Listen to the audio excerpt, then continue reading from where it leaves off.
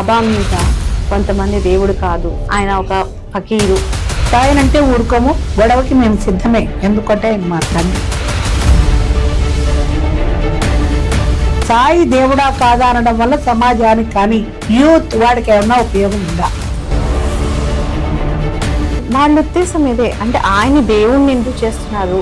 సాయి భక్తులందరం కూడా సాయి దేవుడే కాదంటే ఊరుకో. మీరు చర్చకి పిలవండి, మేము వస్తున్నాం. అసలు ఆయన గురించి మాట్లాడే అర్హత కూడా ఎవరికీ లేదు. సాయి అనే పిలుపులోన హాయి ఉన్నదోయి, ఆ హాయిలోన పలుకుమోయి సాయి సాయి అని. నీకు నష్టమేంటి? నీకు బాధ ఏంటి?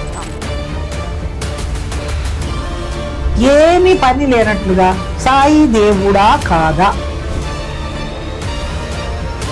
ముస్లిమా హిందువా? మీరు చూసారా ముస్లిం అని? సాయి దేవుడు అంటే ఏమిటి, కాకపోతే ఏమిటి తెలియకపోతే చూప్. నమస్తే, సనాతన ధర్మం ప్రేక్షకులకి స్వాగతం. మనతో పాటుగా ఒక ప్రత్యేక అతిథి ఉన్నారు. ఆవిడ సంస్కృత పండితురాలు, ఆధ్యాత్మికవేత్త శ్రీమతి కామేశ్వరి సాయి సరస్వతి గారు. ఆవిడతో కొన్ని విశేషాలు అడిగి తెలుసుకుందాం. నమస్తే అమ్మా. నమస్తేనండి. అమ్మ, చాలా రోజుల నుంచి ఒక వివాదం నడుస్తుంది. ఒక సాయి భక్తురాలుగా, అంటే బాబా మీద చాలామంది దేవుడు అని, కొంతమంది దేవుడు కాదు, ఎలా పూజిస్తారు, ఆయన ఒక ఫకీరు, ముస్లిం, ఇలాంటి వివాదాలు బాగా వస్తున్నాయి. దాని గురించి ఒక సాయి భక్తురాలుగా మీరు ఏమంటారు? ఈ వివాదం విన్నప్పటి నుంచి కూడా నా అభిప్రాయం చెప్పాలనుకున్నాను. సనాతన ధర్మం కిరణ్ గారి టీవీ ఛానల్ ద్వారా ఇవాళ మీరు అడగడం, నేను మాట్లాడడం కూడా ఒక విశేషమే. ఎందుకంటే సాయి దేవుడవునా కాదా? అసలు దీని మీద ఇంత వివాదం అవసరమా? నాకు ఫస్ట్ వచ్చినటువంటి క్వశ్చన్ ఇది. సాయి ఒక యోగి, ఒక అవధూత, తపస్యాలి. ఆయన మానవ జీవితంలోకి మామూలు మనిషిగా వచ్చాడు. ఆయన తల్లి తండ్రి ఎవరో తెలియదు. ఆయన మన సమాజంలో మన ప్రజల మీదకి వచ్చే నాటికి ఆయనకి 12-13 ఏళ్ళు ఉన్నాయి. అంత క్రితం ఆయన తల్లి ఎవరో తండ్రి ఎవరో ఎక్కడ పుట్టాడో ఏమో తెలియదు. ఈ తెలియనటువంటి దానికి ఈయన ముస్లిమే అనేటువంటి వివాదాన్ని ఎందుకు తీసుకొస్తున్నారు? ముస్లిం అని ఎక్కడా ఉంది? ఆయన ముస్లిమా హిందువా ఎవరికి తెలియదు. ఆయన వేషాన్ని బట్టి సబ్కా మాలిక్ ఏకే అన్నాడు కాబట్టి అంటున్నారు. కానీ మరాఠీ దేశంలో పుట్టాడు. ఆయన తెలుగులో అయితే దేవుడు ఒకడే అనేవాడే. అక్కడ కాబట్టి సబ్కా మాలిక్ ఏకాయ్ అన్నాడు. ఆయన నచ్చిన బట్టలు వేసుకున్నాడు. మన పిల్లలు ఇవాళ ఇంట్లో ఎవరికి నచ్చిన డ్రెస్ వాళ్ళు వేసుకుంటున్నారు. వద్దని ఏ తల్లి తండ్రి అన్న అంటున్నారా? మీకు నచ్చిన డ్రెస్ మీరు వేసుకుంటారు, నాకు నచ్చింది నేను వేసుకుంటాను.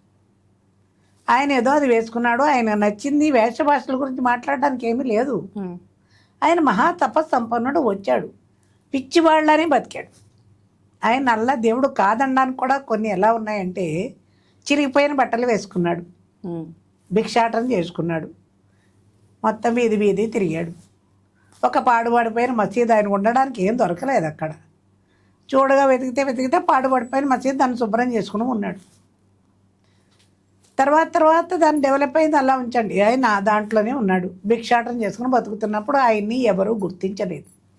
పిచ్చి ఫకీర్ అన్నారు, పిచ్చివాడు అన్నారు, ఎన్నో అవమానాలు చేశారు, చీచా అన్నారు. ఆయన ఏనాడు తిరగబడలేదు. అలా అన్నవాడిని కూడా ఒక నవ్వు ఊరుకున్నాడు. ఆయన పని ఆయన చేసుకుని వెళ్ళాడు. తర్వాత ఆయన ప్రజలలోకి ఎలా వెళ్ళాడు అంటే, ఆయన స్వభావరీత్యా, ఆయన గుణాలను బట్టి సాత్వికమైనటువంటి గుణం కలిగినటువంటి వాడు, కరుణారసం, ప్రజలందరి పట్ల ప్రేమ కలిగినటువంటి వాడు. ప్రేమతోటి ప్రపంచాన్ని జయించవచ్చు. ఆయన చేసింది అదే. ప్రకృతి వైద్యం చేశాడు. చేసి ఆయన ఎంతోమందిని ఆదుకున్నాడు. ఆ రోజుల్లో కూడా వైద్యుడికి డబ్బులు ఇచ్చేటువంటి శక్తి లేని వాళ్ళు చాలా ఉన్నారు. అప్పుడు ఉన్నారు, ఇప్పుడు ఉన్నారు. ఆయన ఒక్క పైసా ఎవరి దగ్గర తీసుకోలేదు. ప్రకృతి ఆకులతోటి పసరులతోటే వైద్యం చేశాడు. తర్వాత విభూతితోటి చేశాడు. ఎన్నో కుష్టు వ్యాధులను కూడా ఆయన నివారణ చేశాడు. ఆ వ్యాధులు నివారణ చేసి ఆయన వైద్యం చేస్తుంటేనే ఆయన నెమ్మదిగా ప్రసిద్ధుడు అవ్వడం మొదలుపెట్టాడు. అలా వ్యాపించింది. సాయి అనేవాడు ఉన్నాడు. అప్పట్లో వైద్యం అందుబాటులో లేని రోజుల్లో ఈయన వైద్యం చేస్తున్నాడు. చేస్తుంటే తగ్గుతోంది. ఆయన చిత్రమైనటువంటి వైద్యాలు చేశాడు. మామూలుగా మనం చేసేటువంటి భిన్నం చేస్తే తిరగబడే వైద్యాన్ని ఆయన సానుకూలంగా చేసుకుని చేశాడు. నల్లజీడి పిక్కలు కళ్ళలో పెడితే కళ్ళు పోతాయి, కానీ ఆ కళ్ళ వైద్యం దాంతో చేశాడు. ఆయన పోయి ఎవడో ఈయన చెప్పాడు కదా అని పొట్టు పెట్టుకుంటే కళ్ళే పోయి. అలాంటి ఆయన చెప్పినట్లుగా వైద్య విధానంలో వెళ్ళిన వాళ్ళకి బాగా అయింది. కళ్ళు లేని వాడికి కళ్ళు ఇచ్చాడు, పిల్లలు సంతానం లేని వాడికి సంతానం ఇచ్చాడు, తిండి లేని వాడికి తిండి పెట్టాడు. ఆ రకంగా ఆయన జనానికి ఉపయోగించేటువంటి పనులే చేశాడు ఆయన. తర్వాత మత సామరస్యాన్ని కలిగి ఉన్నాడు. ఇటు హిందువులు ముస్లింలు ఇద్దరు ఆ కాలంలో ఈయన సమక్షంలో కొట్టుకున్నది లేదు. మత వివాదాలు ఆ కాలంలో లేవు. అటు శ్రీరామనవమి ఉత్సవాలు చేయించాడు, ఇటు ఉరుసు ఉత్సవాలు చేయించాడు. తులసి మొక్క పెట్టాడు, నిత్యాగ్నిహోత్రం చూసుకుంటే ఆయన ఒక విధంగా కలిపినట్టే. అందుకోసమే ఆయన జీవితం అండి. నేను అనాలంటే ఆ కాలంలో ఆయన మత సామరస్యాన్ని ఏర్పరిచాడు. ముస్లిం కూడా సంతానం కలిగితే మిఠాయి పట్టుకొస్తే అక్కడ హనుమాన్ టెంపుల్లో భజన చేస్తాను, అక్కడికి వెళ్ళి అంటే నేను ఆ ముస్లిం కదంటే నోరు మూసుకుని వెళ్ళి ఇచ్చిరా అన్నాడు. అంతేకాని నువ్వు ముస్లిం వెళ్ళొద్దులే అని హిందువుల్ని సమర్థించలేదు, ముస్లింలని సమర్థించలేదు. ఆయన హిందువులకి ముస్లింలకి భేదాభిప్రాయాలు వచ్చేలా ఆయన జీవితం లేదు. మత సామరస్యాన్ని ఏర్పాటు చేశాడు. నిత్యం అగ్ని ఆయన మసీదులో ఉంది. తులసి మొక్కగా పూజ చేశాడు. రాముడికి హనుమంతుడికి భజనలు ఆయన పాడి చేయించాడు. ఆ మసీదులోనే కూర్చొని రాముడు గురించినటువంటి భజనలు చేశాడు. పోనీ ఆయన ఏమో జ్ఞానం లేని మనిషి అంటే ఆయన భగవద్గీతలోని శ్లోకాలను వివరించాడు. ఇవాళ రేపు వివాదాల్లో కొంతమంది ఆయన భగవద్గీత చదవలేదు అని అడ్డంగా వాదిస్తున్నారు, కానీ వాళ్ళు ఆయన చరిత్రను చదవలేదు, చరిత్రలో సృష్టించారు అంటున్నాడు.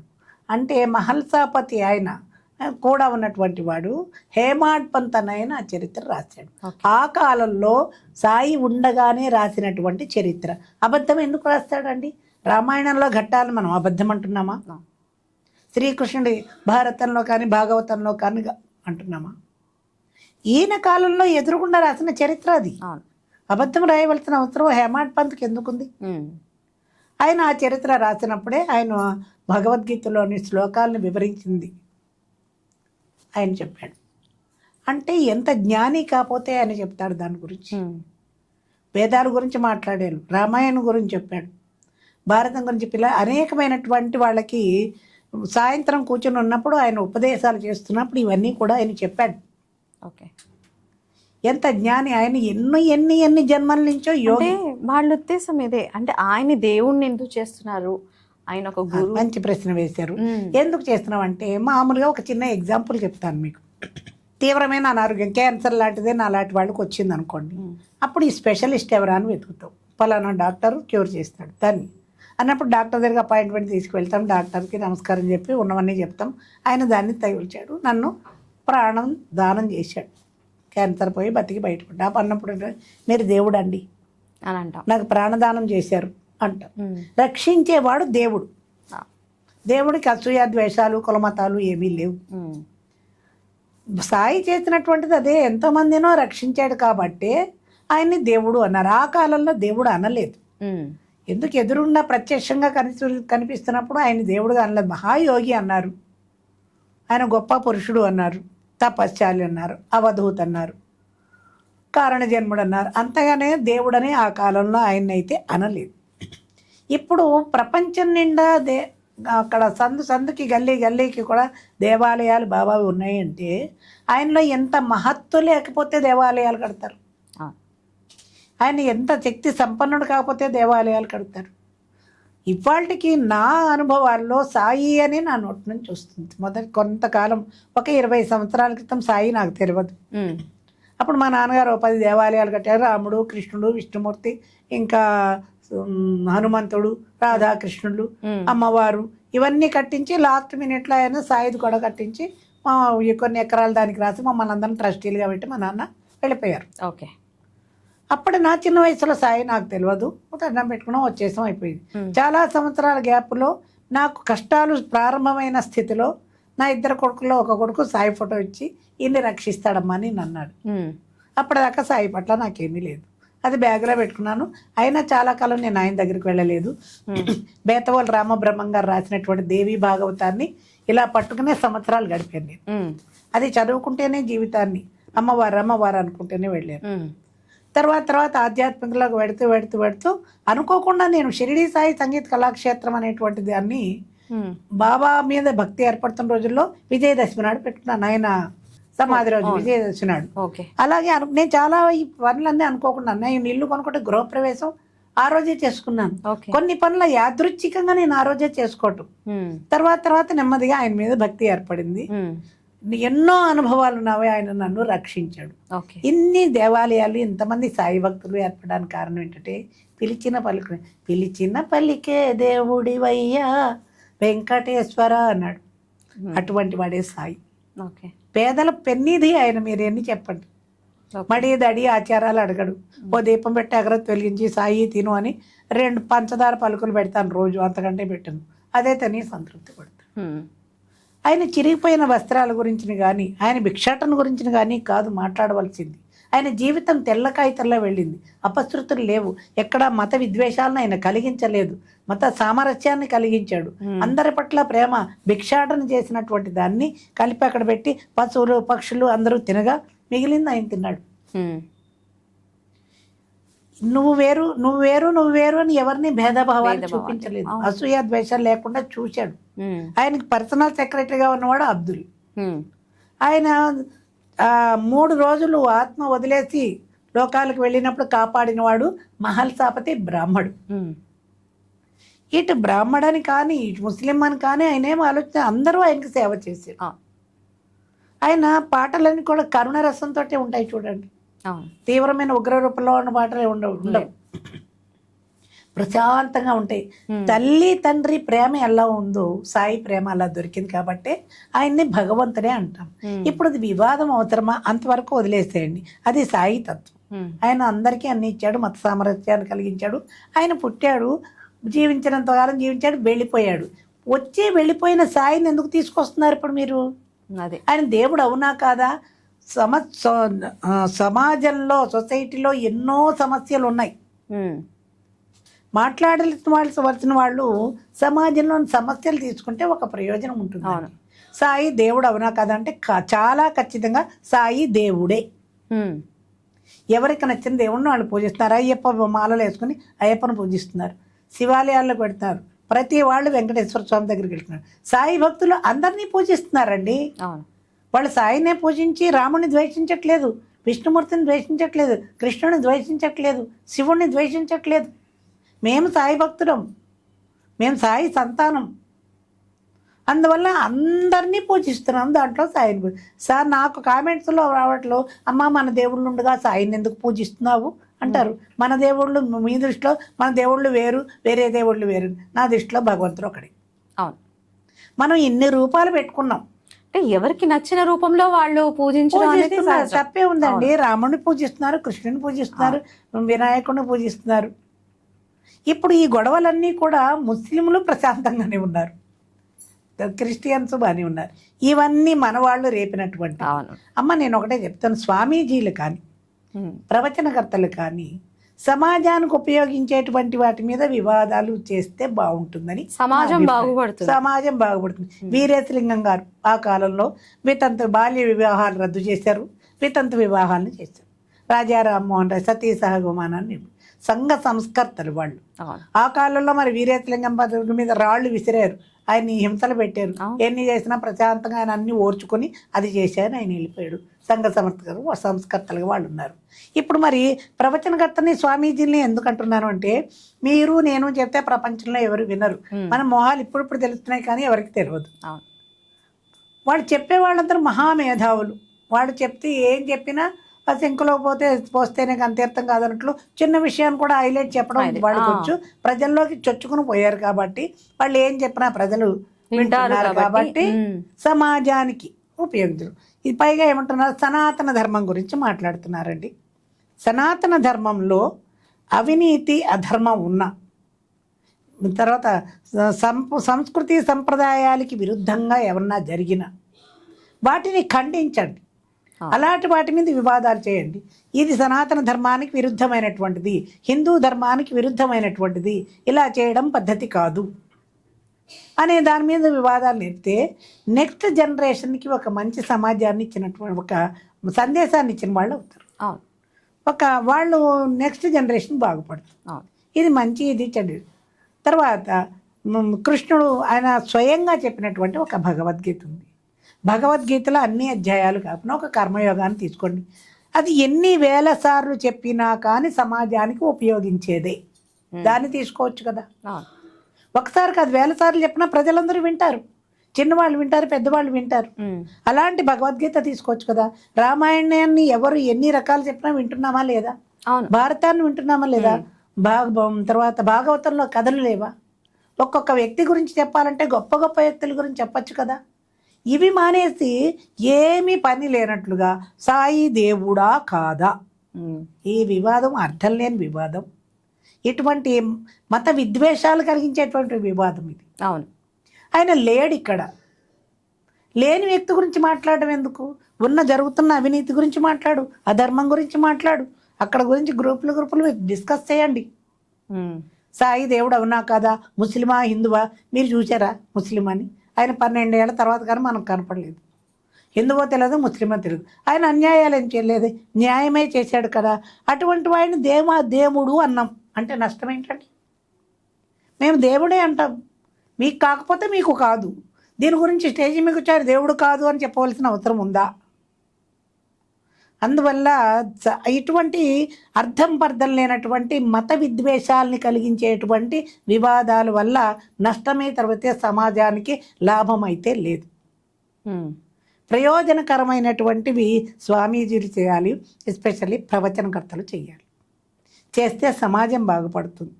మనుషులు వాళ్ళకి ఆధ్యాత్మిక చింతన కలిగించండి. పవర్ఫుల్ వాయిస్ కదా. మరి మీరు ఏం చెప్పినా ప్రజలు వింటున్నారు అన్నప్పుడు సమాజాన్ని తీర్చిదిద్దేటువంటి మాటలు మాట్లాడకుండా సాయి దేవుడు అంటే ఏమిటి, కాకపోతే ఏమిటి, దానివల్ల మీకు వచ్చే లాభం ఏంటి, నష్టం ఏంటి, అనవసరమైనటువంటి గొడవలు రేపి ఈ మత విద్వేషాలు కలిగించడం తప్పితే ఏమీ లేదు. భక్తి ప్రధానం. ఇవాళ శివరాత్రి శివ శివ అంటున్నాం, హనుమాన్ చాలీసా చదువుతున్నాం, హనుమంతుడు భక్తులు ఉన్నారు. శ్రీరాముడు అంటే రామ అంటున్నాం. రేపు మేము తిరుపతి పెడుతున్నాం 15 మంది టీంతో. మేము అక్కడ అన్ని వైష్ణవ సంప్రదాయం పాటలే పడతాం. 8 గంటలు పడతాం. అన్ని అన్నమయ్య కీర్తన పడతాం, విష్ణుమూర్తి, రాముడు, కృష్ణుడు ఇవే పాడతాం. శివరాత్రికి మేము శ్రీశైలం పెడుతున్నాం, శివుడి పాటలే పాడతాం, అయ్యప్ప పాటలు పాడతాం, సుబ్రహ్మణ్యేశ్వర స్వామి పాటలు పాడతాము. ఎందుకంటే మేము అన్నీ పాడేవాళ్ళు. దాంట్లో కొంతమంది లేచి మీరు రాముడు పాడద్దు అంటే ఎప్పుడు 10 ఏళ్ల క్రితం అంటే నేను ఫైట్ చేశాను వాళ్ళతో. రాముడు దేవుడు కాదా?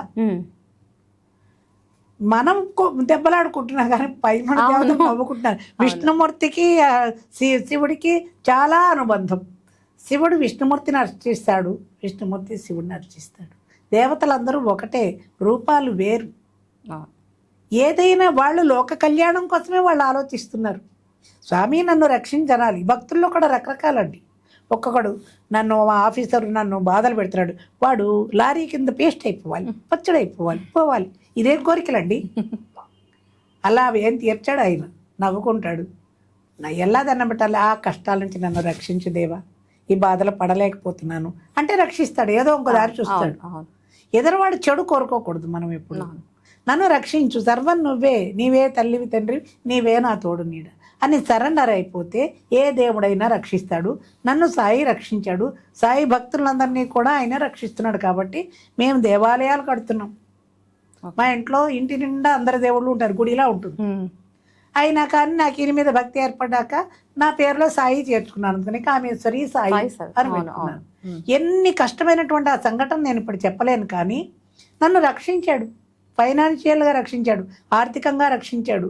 ఈ మధ్యనే వచ్చినటువంటి మరి నీచమైనటువంటి పరిస్థితుల నుంచి కూడా ఆయన రక్షించాడు. కాబట్టి నేనే కాదు, సాయి భక్తులందరం కూడా సాయి దేవుడే కాదంటే ఊరుకోం. ఓకే, మీరు చర్చకి పిలవండి, మేము వస్తాం. మీరు కాదని మీరు నిరూపించండి. ఆయన చరిత్ర చదివితే ఆయన ఎంత జ్ఞానో తెలుస్తుంది. ఆయన జీవితాన్ని నూతిలో నీళ్లు, ఉప్పు నీళ్లు, తాగడానికి నీళ్లు లేవు, ఒక్క పువ్వు వేసాడండి, నీరు తీయగా. వీళ్ళు కిలోల పువ్వులు వేసినా నీళ్లు తీయగా. ఆయనలో ఉన్న ఆ గుణాల్లో శ్రద్ధ, సబూరి అన్నాడు. సబూరి అంటే సహనం, శ్రద్ధగా ఉండు, సహనం. ఎంతమంది ఆయన ఆ కాలంలో తిట్టినా నవ్వుతూ ఊరుకున్నాడు. నిన్నేమన్నా అంటే నువ్వు ఊరుకుంటావు ఇవాళ రేపు? మరి ఆయనలో ఉన్నటువంటి గుణాల్లో ఏ ఒక్కటి లేవు. ఆయన విమర్శించే హక్కు నీకు ఎవరిచ్చాడు? సాయి బంధువులం, సాయి మా తండ్రి, సాయినంటే మేము ఊరుకోం అనేవాళ్ళు ఎవరైనా ఉంటే రండి, మళ్ళీ చర్చకి సిద్ధంగానే ఉన్నాం సాయి భక్తులందరం కూడాను. అసలు ఆయన గురించి మాట్లాడే అర్హత కూడా ఎవరికీ లేదు. ఆయనలానే ఉండండి. తర్వాత ఇలాంటి వివాదాలకు కొంచెం అవకాశం ఇస్తున్నటువంటి సాయి భక్తుల్లో ఆయన ఈ చీర కట్టి అలంకరణ చేసి దుర్గాదేవి సాయి అంటే అది ఒప్పుకోను నేను. సాయిని సాయిలానే ఉండనండి. నీకు దుర్గాదేవిని నువ్వు సాయిలో చూస్తే దాని పువ్వు పెట్టి నువ్వే దుర్గాదేవి, నువ్వే సరస్వతివి, నువ్వే అయ్యప్ప, నువ్వే వినాయకుడు నాయన అని నువ్వు అనుకో, స్తోత్రాలు చెయ్యి. ఆయన వేషం ఎందుకు మార్చాలి? సాయిని సాయిలానే ఉంచండి, భక్తితోటి ఆయన్ని ప్రార్థించండి, ఆయన భజనలు చేసుకోండి. సాయి అనే పిలుపులోన హాయి ఉన్నదోయి, ఆ హాయిలోన పలుకుమోయి సాయి సాయి అని రాసుకున్నది. ఒక కొంకణి భాషకి పాటకి ప్యారడీ రాసుకున్నాను చెప్పాను కదా. నారీ నయన చెకోరా, అది కొంకణి లాంగ్వేజ్, ట్యూన్ బాగుంది. ఆ భాష నాకు రాదు, అది గోవా పాట అన్నాడు మా స్టూడెంట్. ఓకే, అందుకని సాయినాథ ఇటురారా షిరిడి వాసారారా, దాంట్లో ఓరే పోరా అమలే ఘరా అన్నాడు. ఏంటో తెలియదు. సాయి సాయి సద్గురు సాయి, సాయి సాయి సద్గురు సాయి దయానిదే ఆ ద్వారకలోని వాసుదేవుడవే. ఒక ఆయన సాయిరామ్ అన్నదానికి వాదన చేశాడు. సాయిరామ్ ఎందుకనాలంటే పేరులో అనేకం పెట్టుకుంటాం. ఆయనే రాముడు అన్నాడు. మేము సాయిరామ్ అంటే సాయిని అంటున్నాం, రాముడు అంటున్నాం. నీకు నష్టం ఏంటి? నీకు బాధ ఏంటి? నీకు నష్టం ఇష్టం లేదా నువ్వు అనకు. మేమంటాం సాయిరామ్ అంటాం, సాయి కృష్ణ అంటాం. సాయికి సంబంధించి నేనే పెట్టుకున్నాను కామేశ్వరి సాయి నా ఇష్టమయ్యా నేను పెట్టుకున్నాను. నాకు ఇష్టమైన దేవుడు సాయి. అంతేగాని ఆయన వేషాన్ని బట్టి కానీ, ఆయన జీవన విధానాన్ని బట్టి కానీ సాయిని దేవుడు కాదని విమర్శించడానికి హక్కు లేదు. ఇవాళ ఇంకొకటి చెప్తున్నాను, పరమశివుడు ఆయన బూడిద పూసుకున్నాడు, పులి చర్మం వేసుకున్నాడు, పాములు కట్టుకున్నాడు. ఆయన జీవన విధానంలో ఆయన ఉన్నాడు. ఎవరన్నా మళ్ళీ అనొచ్చు అమ్మ శివుడితో పోలుస్తావా అని. వీళ్ళకి పని ఏమీ లేదు.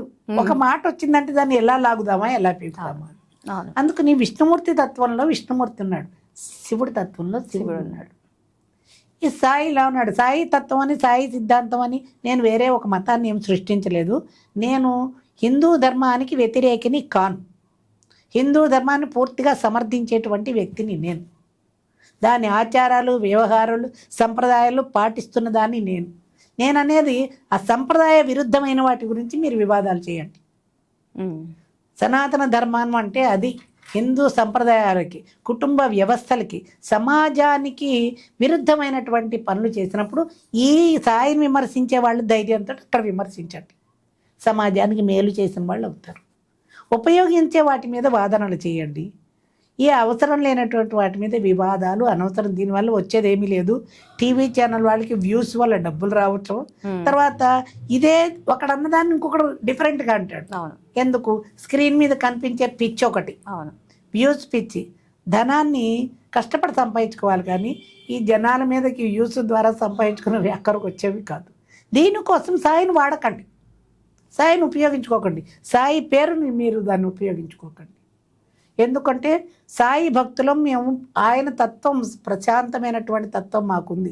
గొడవలకు ఆయన వ్యతిరేకి. కానీ సాయి భక్తులు మేము సాయినంటే ఊరుకోము, గొడవకి మేము సిద్ధమే. ఎందుకంటే ఆయన మా తండ్రి. ఆయనలో ఉండేటువంటి ఆయన మమ్మల్ని రక్షిస్తున్నాడండి. పిలిస్తే పలుకుతున్నాడు. సాయి అంటే పలుకుతున్నాడు. నేను ఒక్కదాన్నే జీవిస్తున్నాను, ఎన్నో కష్టాల్లో ఉంటున్నాను. అనేక సందర్భాల్లో నోట్లోంచి సాయి వస్తుంది. సాయి సాయి అంటే కనపడాడు. విష్ణుమూర్తిని నాయన శ్రీరామ కృష్ణ అన్నాం అనుకోండి, కృష్ణుడు విష్ణుమూర్తి కిరీటాలు పెట్టుకుని గదలు పెట్టుకుని రారు. వస్తే నిమిషంలో పీకేస్తారని తెలుసు. అందువల్ల వాళ్ళు మనుషుల్లో ప్రవేశిస్తారు. అవును. నాకు ఆకలేస్తే భగవంతుడా అంటే ఆ సమయానికి ఎవరు వచ్చి ఇంత తిండి పెట్టారో వాడే భగవంతుడు. అంతే. అవును. అలాగే సాయి కనపడ్డాడంటే ఆవిడ మాధవీలత అట ఒక నటి. ఆమె వయస్సు ఎంత, ఆమె సాయి చరిత్ర ఏమి తెలుసునని మాట్లాడుతుందండి. అవును. సాయిని చాలా కూడని మాట్లాడింది. మేము అటువంటి మాటలు నోటితో అనలేము. ఏమి తెలుసునని మాట్లాడతారు. ఎదుట వ్యక్తి గురించి, దైవం గురించి తెలిసిన వాళ్ళు మాట్లాడాలి, తెలియకపోతే చూప్. పిచ్చివాడు పకీరు కాదు, నానా భ్రష్టం అయినటువంటి మాటలు అంటున్నారు. మాటలు పదాలు ఇంకా మేము సంస్కృతం చదువుకున్నా మాకు ఇంకా ఎక్కువ వచ్చు పదాలను ఉపయోగించడం. కానీ మాకు ఒక సంస్కారం ఉంది కాబట్టి మేము ఉపయోగించట్లేదు. సాయి తత్వం తెలుసుకుని మాట్లాడండి. అసలు సాయి గురించినటువంటి ప్రస్తావన వివాదాలే అవసరం లేదు. సమాజానికి ఉపయోగించేటివి మాట్లాడండి. దైవత్వాన్ని కలిగించేటివి సమాజాన్ని వచ్చే ప్రయత్నం చేయండి. రామాయణ, భారతాలు, భాగవతాలు క్యారెక్టర్స్ తీసుకోండి. దాంట్లో భీష్ముడు గురించి చెప్పండి, భీష్మ ప్రతిజ్ఞ గురించి చెప్పండి. అన్యాయమైనటువంటి స్త్రీలని అన్యాయం చేసి నశించిపోయిన వాళ్ళ గురించి చెప్పండి. స్త్రీల జోలికి వెళ్ళొద్దనండి, ధర్మంగా బతకమనండి. శ్రవణ కుమారుడి కథలు లాంటివి ఉన్నాయి, తల్లిదండ్రుల కోసం బతికేరు వాళ్ళు. అవును. అటువంటి కథలు చెప్పండి. అవును. ఈ తరానికి ఇలాంటి కథలు డెఫినెట్ గా కావాలి కూడా చెప్పాలండి. ఒక తరం తయారవ్వాలంటే శర్వాణి చెప్పేది ఇది. అంతేగాని సాయి దేవుడా కాదా అనడం వల్ల సమాజానికి కానీ యూత్ వాడికి ఏమన్నా ఉపయోగం ఉందా? మా టైం అయిపోయింది. వయసు యువకులు, నేను కాలేజీలో ఇంటర్ సెకండ్ ఇయర్ వాళ్ళకి కానీ డిగ్రీల వాళ్ళకి అదే చెప్తాను. మీ వల్లే సమాజం బాగుపడాలిరా. తల్లిదండ్రులు ప్రేమగా చూడండి రా. ఓల్డేజ్ హోమ్లే ఉండవు. నీతిగా బతకండి రా, న్యాయంగా బతకండి రా. పొట్టకింత కావాలి, మంచి చేయండి రా, హెల్ప్ చేయండి రా అని తోచినంత వరకు మంచిదే చెప్తాను. కానీ నేను క్లాస్లోనే చెప్పగలనండి. మరి స్వామీజీలు ఉన్నారు, అక్కర్లేని వాటికి వెళ్తున్నారు. కానీ స్వామి ప్రవచనకర్తలు ఇటువంటివి మాట్లాడమనండి, వింటారు. కాలేజీలకు వెళ్ళి మాట్లాడుతున్నారు, స్కూల్స్కి వెళ్ళి మాట్లాడుతున్నారు. ఏ స్టేజీ మీద వాళ్ళకు దొరికిన వాడు అందరూ అన్నీ వింటున్నారు కదా. వింటున్నప్పుడు మరి మంచిగా చెప్పచ్చు కదా. ఈ అనవసరమైనటువంటి మత వివాదాలు అవసరమా అండి? కాబట్టి మనం తెచ్చుకుంటున్నాం. జీవనం పుట్టాము, వెళ్ళిపోతాం. ఉన్నంత వరకు ఆధ్యాత్మికమైనటువంటి జీవితంలో మంచి పనులు చేసిపోవాలి. కానీ ఈ వివాదాల వల్ల పేరు తెచ్చుకుని సంపాదించేది, సాధించేది ఏమీ లేదు. పైన వాళ్ళందరూ కూర్చొని మనం చూసి నవ్వుకుంటున్నారు. మనం బాగానే ఉన్నాం, వీళ్ళెందుకు దెబ్బలాడుకుంటున్నారు. పైగా ఏ మతంలోనూ కొట్లాటలు లేవు. ముస్లింలు కొట్లాడుకోవట్లేదు, క్రిస్టియన్స్ కొట్లాడుకోవట్లేదు. మన హిందువులకే దీనికే వచ్చింది ఈ మతాల మీద కొట్లాట. ఆలోచించండి. ఒకళ్ళు శివతత్వం అంటారు, ఒక వైష్ణవులు అంటారు, ఒక సాయి తత్వం అంటారు. ఇంకా వేరే ఇప్పుడు నడుస్తున్న కథ వేరే ఉంది. వీళ్ళకి ఒక టాపిక్ దొరకాలి. ఎవడు పనికి మాలినాడు అక్కడ మొదలెడతాడు. సాయి దేవుడా అంటాడు. ఇంకా దాని మీద ఒక 3 వారాలు అటు ఇటు. ఇది అయిపోయాక మళ్ళీ ఇంకొకటి ఏదో అంటాడు, ఇది వదిలేస్తారు, దాంట్లోకి పోతారు. కానీ మనం మాట్లాడేదానికి ఒక అర్థం ఉండాలి కదండి. ఒక వివాదం వల్ల ఒక ప్రయోజనం ఉండాలి కదా, ఒక సందేశం వల్ల ఒక ప్రయోజనం ఉండాలి కదా. కాబట్టి అందరికీ మేలు చేసేటువంటివి చేస్తే బాగుంటుంది. కానీ సాయి దేవుడు అవునా కదా అనే చర్చని ఇంకా వదిలేసేయడం చాలా మంచిది. ఫైనల్గా చెప్తున్నాను, సాయి దేవుడే. మేము సాయి భక్తులం. నమస్కారం. సనాతన ధర్మం కిరణ్ గారి ఛానల్ ద్వారా నేను సాయి తత్వాన్ని చెప్పినందుకు చాలా సంతోషపడుతున్నాను. ఎందుకంటే సాయి భక్తులందరం కూడా మేము సాయిని దేవుడు గారి ఆరాధిస్తున్నాం. ఆయన దేవాలయాన్ని కూలగొట్టడం ఎందుకు, విగ్రహాలను కూలగొట్టడం ఎందుకు? ఎవడో ఒక ఆయన అంటాడు, శివుడు కింద సాయి కింద శివుడు విగ్రహం పెట్టారని. కింద పెట్టారా, పైన పెట్టారా, ఇక్కడ పెట్టారా, అక్కడ పెట్టారా? దేవతలు ఎవరో ఆలోచించారు. వాళ్ళు లోక కళ్యాణానికి ఆలోచిస్తారు. మన బుద్ధి సరిగా లేక ఆలోచన విధానాలు. ఏ కళ్ళజోడు పెట్టుకుంటే లోకం అదే కనపడుతుంది. నల్ల కళ్ళజోడు పెట్టుకుంటే నల్లగా, తెల్లగా ఉంటాయి, తెల్లగా. కాబట్టి మంచి దృష్టితో చూడండి, మంచి వివాదాలు చేయండి, ఉపయోగించే వివాదాలు చేయండి. అవసరం లేని వివాదాల వల్ల ప్రయోజనం లేదు. నమస్కారం. మీ భక్తిని చాలా చక్కగా వివరించారు. Thank you. నమస్తే అమ్మ.